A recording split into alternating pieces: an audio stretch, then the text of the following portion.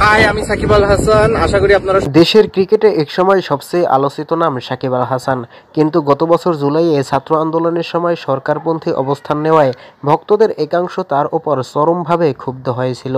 এরপর থেকেই জাতীয় দলে তার ভবিষ্যৎ অনিশ্চিত হয়ে পড়ে। অবশেষে দীর্ঘ নীরবতা ভেঙে সাকিব আল হাসান লাইভে এসে বললেন, আমি জানি আমার কিছু সিদ্ধান্তে অনেকেই কষ্ট পেয়েছেন। আমি কারো বিরুদ্ধে ছিলাম না, শুধু সময়টা ভুল ছিল। আমি দেশের মাটিতে খেলতে চাই, দেশের জার্সি গায়ে দিতে চাই। ভুল করলে ক্ষমা চাওয়া মানুষ হিসেবে আমার দায়িত্ব।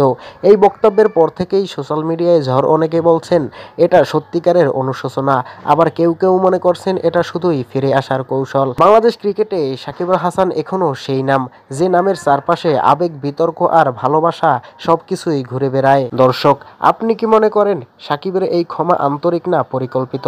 কমেন্টে জানিয়ে দিন আপনার মতামত। হাই, আমি সাকিব আল হাসান। আশা করি আপনারা সবাই ভালো